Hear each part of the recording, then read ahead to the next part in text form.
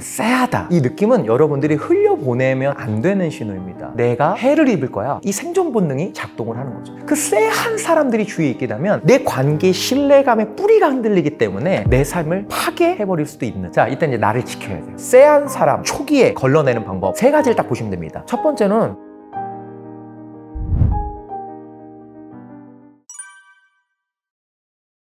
쎄한 느낌, 이거 굉장히 중요합니다. 감정의 영역이잖아요. 쎄하다. 이 느낌은 여러분들이 흘려보내면 안 되는 신호입니다. 왜냐면 이 감정이 중요한 건 생존과 직결되어 있기 때문이거든요. 예를 들면 내가 숲속을 거니는데 독을 가득 품은 뱀이 뒤에서 스르르 오면 그 뱀을 보지 않아도 오싹한 감정이 들어요. 그럼 내가 이 오싹한 감정은 뭔가 쎄한 느낌이죠. 나에게 해를 끼치는 무언가가 오는데 그럼 도망갈 준비를 이 감정에 의해서 하고 살짝 봤는데 뱀이다 하면서 반사적으로 확 도망가게 되어 있거든요. 그런데 이 사람의 감정 기능이 마비돼서 이 쎄한 느낌, 오싹한 느낌이 안 와요. 뱀이 여기까지 입을 벌리고 있는데 그럼 이미 보는 순간 물려서 죽게 되는 거거든요. 그러니까 이 쎄한 느낌은 무언가 너가 해를 입을 만한 무슨 상황이 도래하고 있어 라는 생존의 중요한 신호를 보내는 거기 때문에 이 쎄한 느낌은 무시하지 않고 여기에 반응을 하는 것이 굉장히 중요합니다. 그러면 어떤 유형이 그런 쎄한 느낌을 주냐? 그렇다고 아까 뱀처럼 처음부터 우리를 막 공격하고 이런 건 아니에요. 서서히 우리를 좀 힘들게 하는 유형들이거든요. 사실 쎄한 느낌을 주는 건. 첫 번째는 과도하게 친해지려고 하는 사람이에요. 사람은 친해지는데 시간이 있잖아요. 단계가 있잖아요. 각자 시간에 설정된 것들이 있습니다. 그러니까 우리가 관계를 잘 맺는 사람들은 이 사람이 친해지기까지, 나와의 관계를 받아들이기까지 어느 정도의 시간이 필요한지를 잘 파악하는 사람이에요. 그런데 어떤 사람은 그 시간의 계산법이 너무 달라요. 그래서 이 사람은 조금만 대화를 몇 번 하면 이미 이 사람과 깊이 친해질 수 있다라는 생각을 하고 관계로 달려드는 사람이 있습니다. 주위 사람을 힘들게 하죠. 그리고 그렇게 너무 빠르게 과도하게 나에게 깊이 들어오는 사람은 그 사람의 많은 에너지를 빼앗아가는 사람이기도 하기 때문에 기본적으로 쎄한 느낌을 줄 수 있는 첫 번째 유형의 사람이에요. 두 번째, 무례한 사람입니다.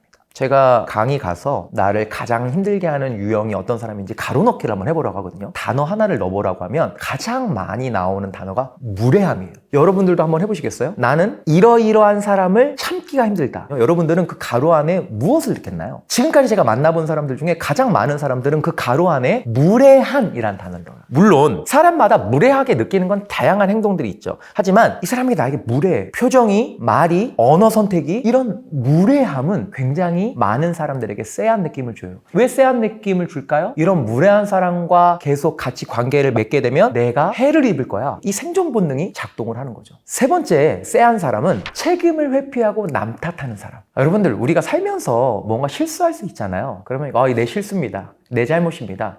그런데 살다 보면 그 실수를, 잘못을 인정하지 않는 사람.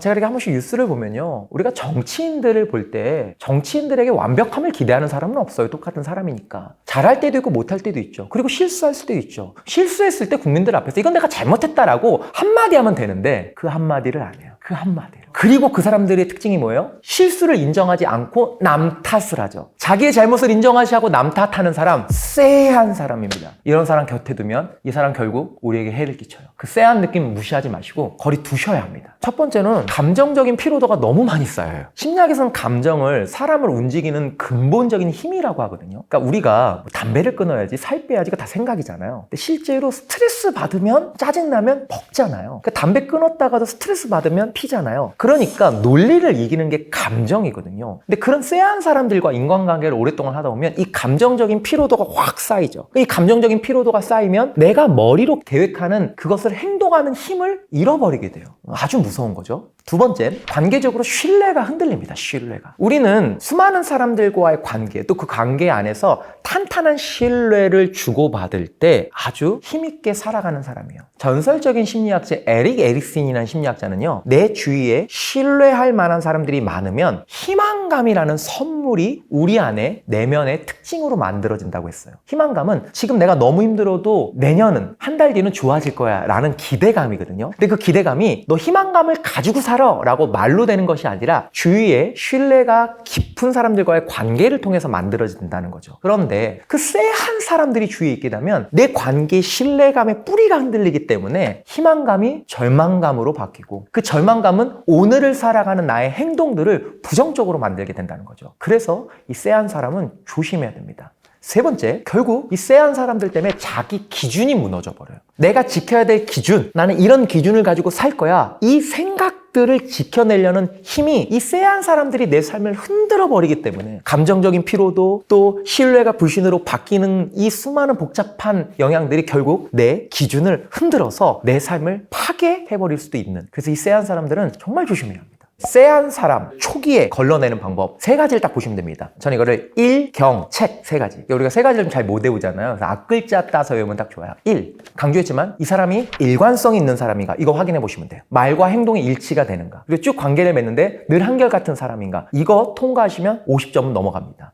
경계를 존중하는 사람이냐, 내 바운더리를 지켜주는 사람이냐, 무례하게 나에게 훅 들어오지 않는 사람이냐, 이 경계를 존중하는 사람인지를 보셔야 돼요. 책임과 태도가 명확하냐, 본인의 잘못을 인정하고 남 탓을 하지 않느냐, 세 가지를 초기에 정확히 확인하시고 이것이 잘 돼 있는 사람들을 곁에 두시면 여러분들의 관계는 탄탄해질 것입니다. 1년에 한 번 보는 동창이면 안 보면 되는데 그런 사람이 가족이야, 직장 상사야, 그럼 어떡하나요? 자, 이때 이제 나를 지켜야 돼요. 지키는 방법은 여러 가지가 있어요. 하지만 대표적인 것은 첫 번째, 감정적으로 깊이 개입하지 않습니다. 그러니까 이 사람들의 관계에 감정적으로 깊이 들어가면 답이 없어요. 그래서 내 감정을 어느 정도 조절하셔야 돼요. 여기에 내 감정 소모를 너무 많이 하시면 안 돼요. 진짜 자기 인생을 멋지게 살아내는 사람은 내가 통제할 수 있는 것과 통제할 수 없는 것을 구분하는 사람입니다. 인간관계의 늪속에 빠져있는 사람들은 어떤 사람이냐, 누군가와의 관계에서 통제할 수 없는 것에 매달리는 사람이에요. 그런데 건강한 인간관계를 하는 사람들은 통제할 수 없는 것은 빨리 받아들이고 통제할 수 있는 것에 매달리는 사람이에요. 이 쎄한 사람들이 나를 힘들게 할 때 내가 여기에 감정을 너무 쏟아버리는 건 통제할 수 없는 그 늪으로 들어가는 것이에요.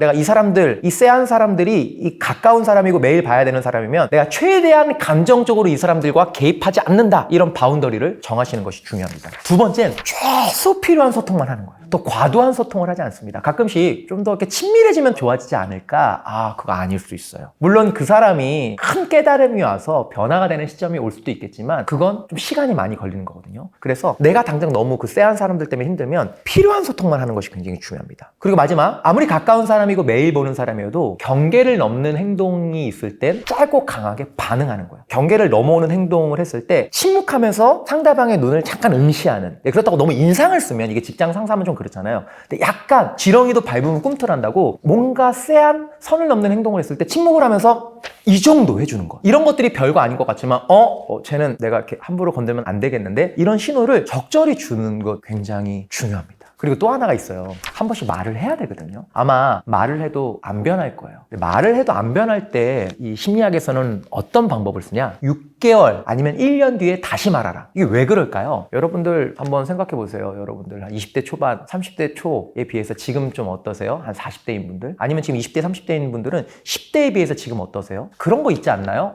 그때 나 왜 그랬을까? 나 10대 때는 왜 그랬지? 20대 때는 왜 그랬지? 그러면서 그런 깨달음을 보면서 나 안 그래야지, 이럴 때가 있거든요. 제가 이제 40대 중반인데 제 아내에게 그런 말을 했어요. 여보, 내가 한 40대 중반 되니까 이제 내가 어떤 사람인지 알 것 같아. 미안해, 나를 잘 견뎌줘서. 그러니까 왜 1년 뒤에 다시 말하라 그러냐면, 1년 뒤에 다시 말했을 때 그 사람이 1년 전에는 깨닫지 못했던 것들을 1년 뒤에 깨달을 수 있거든요. 그래서 1년 뒤에 긴 텀을 주고 다시 말해라. 그래도 안 변할 수 있다는 거, 그거는 기억하시고요. 내가 누군가에게 쎄하지 않냐, 그것도 한번 모니터링 해봐야죠. 세 가지 좀 보시면 좋을 것 같아요. 내 행동이 좀 너무 지나치지 않나? 예를 들면 배려가 너무 없는 것도 별로지만 과도한 배려도 그 사람 불편하게 할 수 있거든요. 예를 들면 제가 이렇게 강의를 하는 직업이니까 일찍 교육장에 갔는데 누가 이렇게 일찍 왔을 때 가서 말을 거는 경우가 있어요. 그분이 이제 혼자 있으니까 조금 적적하실까봐. 그렇게 어떻게 이렇게 일찍 오셨어요? 말을 걸면 어떤 분들이 있냐면 저 강사님 되게 친절하시다, 이런 분들도 있지만 어떤 분이 또 있냐, 저 강사님 불편하게 왜 저래? 이런 분이 있어요. 그러니까 사실 내가 생각하는 어떤 그 배려라는 것이 내 중심이면 안 됩니다. 그러니까 내 행동이 이 사람을 좀 쎄하게 만들 수 있지 않은지 그 고민을 해보는 노력이 좀 필요해요.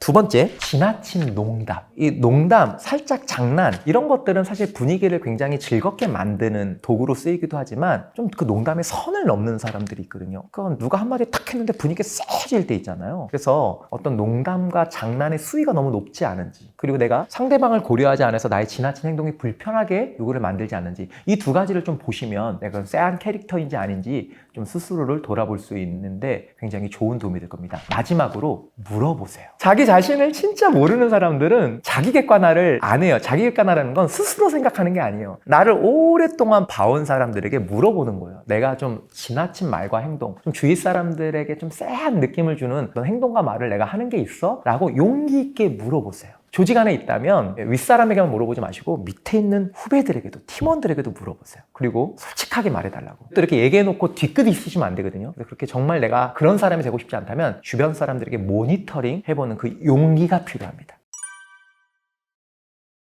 기질은 뭐냐면 태어날 때 결정돼서 태어나는 것들을 이야기하거든요. 대표적인 기질들이 몇 가지 있는데 쉬운 기질이 있어요. 잘 웃고 둥글둥글하고 이런 사람들은 기질적으로 많은 사람들과 어울리는 게 좀 쉬운 사람들입니다. 그런데 기질 중에 까다로운 기질이 있어요. 어렸을 때부터 이유 없이 짜증도 많고 화도 많고, 물론 나이가 들면서 좀 사회화되니까 그런 것들이 줄어들긴 하지만 여전히 마음속에는 굉장히 거슬리고 까다롭게 나타나는 그 예민함들이 높게 나타나는 분들이 있거든요. 사실 이분들이 인간관계할 때도 쉽지 않은 경우도 꽤 있습니다. 두 번째는 환경적인 면도 굉장히 큽니다. 이 기질과 환경이 만나서 성격이 형성되는 거거든요. 근데 사람 성격 형성에 가장 큰 영향을 주는 환경이 무엇이냐? 사람입니다. 우리가 태어나서 죽을 때까지 정말 많은 사람들과 관계를 맺는데 한 사람의 성격에 가장 큰 영향을 주는 사람, 왜 부모님이냐면 청소년 때 우리가 친구들을 만나면 예를 들어 친구들이 좀 이상하면 쟤 좀 이상해 라고 좀 우리가 거리를 멀리 할 수 있는 그런 능력이 있고요. 20살이 넘어서 소개를 받았는데 이 이성 친구가 좀 많이 나를 불편하게 해. 그러면 연락을 안 한다거나 관계를 정리할 수 있죠. 그러니까 우리는 어느 정도 나이가 들면 이상한 사람과 괜찮은 사람을 구분할 수 있습니다. 그런데 여러분들 보세요. 2살짜리, 3살짜리 아기가 뭣도 모르고 일상생활을 하는데 이 부모님이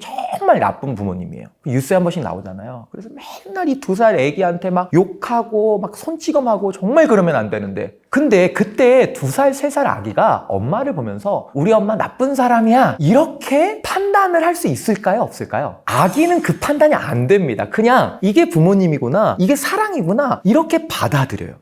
우리 부모님이 좀 이상해. 이거는 조금 컸을 때 우리가 해석되어지는 거죠. 근데 이미 컸을 땐 부모님에게 너무 많은 영향을 받은 상태죠. 그래서 사람은 부모님의 행동적인, 성격적인 특징이 내재화되어 있는 부모자라는 것이 있습니다. 그래서 타고난 기질과 부모님으로부터 온 이 부모자, 이런 것들이 이 사람의 말과 행동 패턴에 영향을 많이 끼칩니다.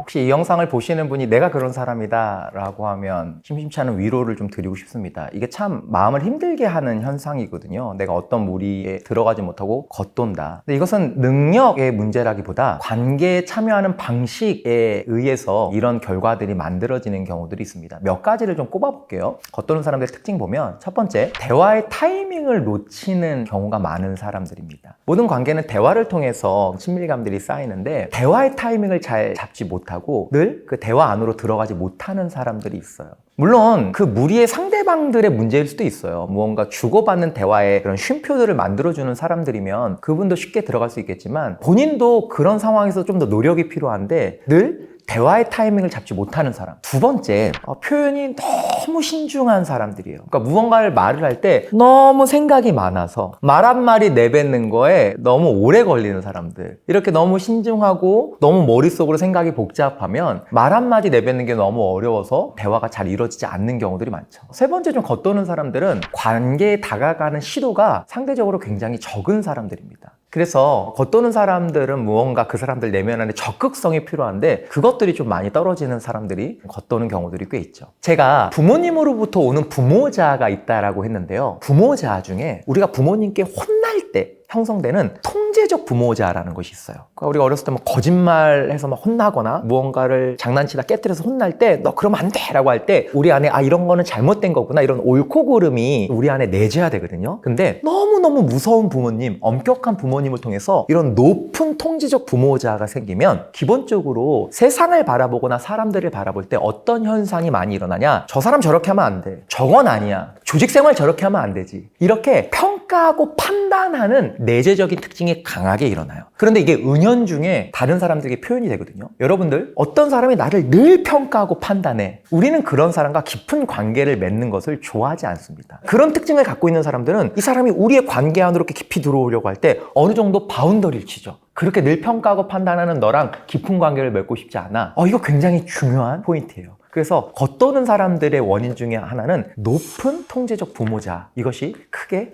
한몫을 합니다. 심리적으로 우리가 좀 훈련이 필요한데요. 우선은 모든 조직에서 내가 모든 사람들과 잘 어울려야 돼, 이런 생각을 좀 버리실 필요가 있어요. 물론 어떤 분들은 난 그 정도 아니야, 그냥 최소한만 잘 지냈으면 좋겠어요, 그 최소한이 안 되는 거예요 라고 하는데, 그것도 우리 삶의 일부의 모습이거든요. 우리가 일상생활 살아갈 때 반드시 그렇게 돼야 돼, 이런 강박은 그 사람의 삶을 많이 흔들어요. 예를 들면 야구 선수가 딱 타석에 들어갔는데 난 무조건 안타 쳐야 돼, 무조건 홈런 쳐야 돼, 이런 강박적인 마인드로 타석에 들어서면 성적에 도움이 될까요, 안 될까요? 강박은 사람의 불안도를 높여서 그 사람이 잘하는 것마저 흔들어 버려요. 그래서 내가 여기 있는 사람들과 정말 잘 지내야 돼, 이것도 너무 강박적으로 가지 않았으면 좋겠고, 때론 내가 혼자인 시간이 지속됐을 때 나는 절대로 혼자만의 시간이 이렇게 길어지면 안 돼, 이것도 때론 또 다른 강박이거든요. 그 시간들을 통해서 내가 왜 이 무리 안으로 들어가지 못하는지 그렇게 나를 좀 살펴봤으면 좋겠어요. 또 하나, 부모로부터 오는 높은 통제적 부모자는 누군가를 평가하고 판단하기 때문에 사람들이 그런 사람에게 좀 거리를 둔다. 근데 우리는 부모자만 있는 것이 아니라 어른자라는 게 있거든요. 어른자는 뭐냐면 어른이 되면서 지금 상황과 환경에 의해서 판단하고 해석하는 이성적 기능이 굉장히 뛰어나게 발휘되는 자, 이걸 어른자라고 합니다. 이건 직장에서 너무 중요한데 조직 안에 이 어른자가 너무 과도한 사람이 있어요. 그러니까 모든 것들을 논리와 이성으로. 이런 분들은 감정적인 영역이 굉장히 좀 약하거든요. 근데 논리와 이성이 아주 뛰어난 어른자가 높은 사람들은 이 감정을 공감하고 느끼는 능력이 떨어지기 때문에 우리가 이 관계는 내가 저 사람하고 머리가 잘 통해 이렇게 얘기하지 않잖아요. 마음이 잘 통해 이렇게 얘기하잖아요. 감정과 감정이 교류돼야 이 관계가 형성되는 것인데, 너무 어른자만 높아서 논리와 이성만 투철한 사람들은 이 감정적인 부분의 결여 때문에 그 바운더리 안으로 깊이 들어오지 못한 경우들이 있습니다. 그래서 내가 그런 사람이 아닌지 한번 살펴보시고, 너무 논리적이라면 좀 감정적인 부분을 표현하고 느끼는 훈련들을 좀 해보시면 좋고요. 내가 너무 높은 통제적 부모자를 갖고 있다면 누군가를 늘 판단하고 평가하기보다 이해하는 관점에서 그 사람을 생각하고 말해보는 연습을 한다면 훨씬 더 좋은 심리적인 대처가 될 수 있을 것입니다. 관심은 적지만 관계를 잘 유지하는 사람, 이런 사람들은요, 감정적으로 깊이 관여하기보다 역할 중심으로 관계를 정리합니다. 이 사람들은 이제 감정 표현은 많지 않지만 우선 약속을 잘 지키고 굉장히 일관성이 있어요. 그렇기 때문에 이 사람이 예측 가능성이 높기 때문에 관계 유지가 잘 되는 거고, 이거 굉장히 중요한 부분이거든요. 왜냐면 일관성은 신뢰감을 만드는 데 가장 큰 요인이기 때문에 이런 사람들은 감정적인 관여가 얕을 수는 있지만 그래도 관계는 원만하게 잘 되는 유형이죠. 두 번째, 관심은 많지만 무관심한 척하는 사람들. 이 사람들은 좀 생각해 볼 유형의 사람들인데요. 사실 이들은 내면에서는 상대방에게 굉장히 민감하고 상대방에 대한 복잡한 생각들을 가지고 있어요. 근데 겉으로는 괜찮아요, 좋아요, 이렇게 표현을 하는 사람들이에요. 그러니까 이 사람들은 실제 마음하고 행동에 간극이 있는 거죠. 그러니까 이런 사람들하고 좀 오래 지내다 보면 난 저 사람 잘 모르겠어, 저 사람 조금 행동과 말이 자연스럽지 않아, 실제로 이런 피드백을 받습니다. 감정의 개입이 좀 적더라도 약속을 잘 지키고 일관성 있는 사람이 후자의 사람보다 훨씬 더 건강한 사람이죠. 왜냐면 사람이 가장 인간관계에서 싫어하는 거, 인간관계를 떠나서 가장 싫어하는 감정 중에 하나가 뭐냐면 불안이거든요. 무슨 일이 생길지 몰라. 그런데 늘 약속을 잘 지키고 늘 예측 가능성 안에 들어와 있는 그 사람은 감정적인 개입은 조금 얕더라도 이 사람이 어떻게 행동할지, 이 사람과 같이 있으면 무슨 일이 일어날지 충분히 예측 범위 안에 들어가 있잖아요. 그러니까 이 사람과 함께 있으면 불안하지 않은 거죠. 그런데 그 다른 유형의 사람, 내면의 세계에는 관심은 많지만 겉으로는 무관심한 척, 이런 사람들은 같이 있으면 불안합니다. 왜냐면 이 사람을 좀 예측하기가 힘들어요. 말과 행동이 다르니까 이 사람이 어떻게 행동할지, 또 나중에 어떻게 변할지, 그러니까 이 사람하고 같이 있으면 내 불안감을 높여주기 때문에 이런 사람들은 같이 관계 맺기가 어렵고, 주위 사람들을 이렇게 불안하게 만드는 사람은 건강한 인간관계를 하고 있다라고 말하기 어렵습니다.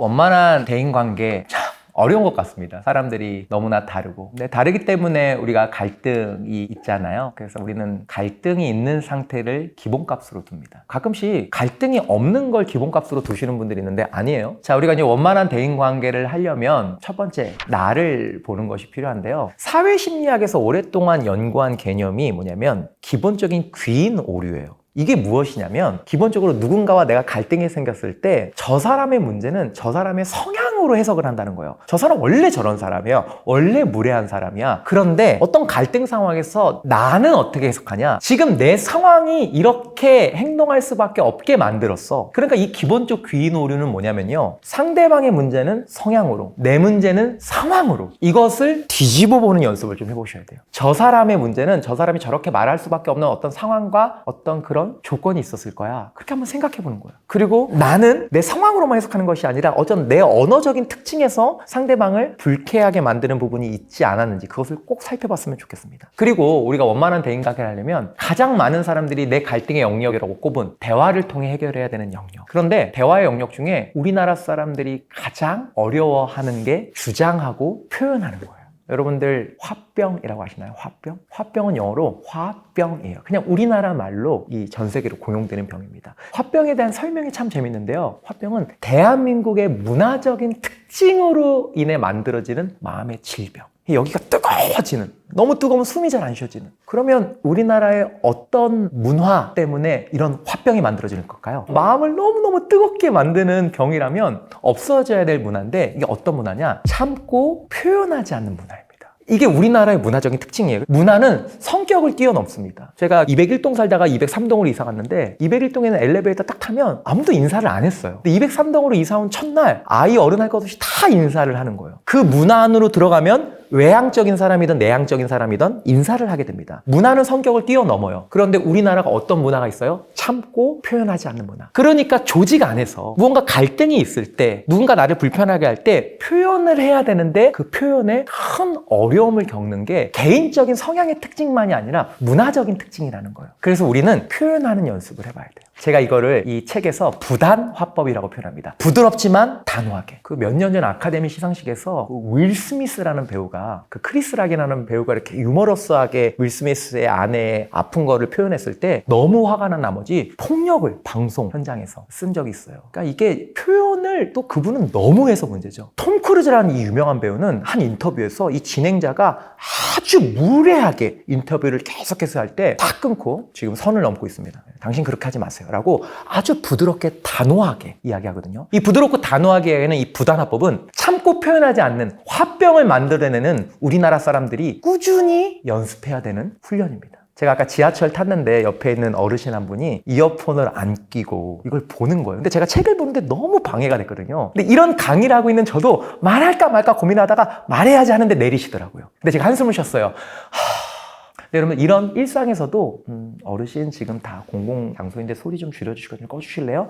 얘기할 수 있는 부드럽지만 단호하게. 그리고 직장으로 와서 무언가 불편한 상황에서 어떤 후배가 선을 넘는 행동을 했을 때 누구누구님 그렇게 하는 건 조금 선을 넘는 행동이에요. 화내지 않고 정색하지 않고 참지 말고 화병 만들지 말고 부드럽지만 단호하게 표현하는 연습을 한다면 훨씬 더 좋은 소통을 여러분들이 조직 안에서 여러분들 인생에서 할 수 있을 것입니다.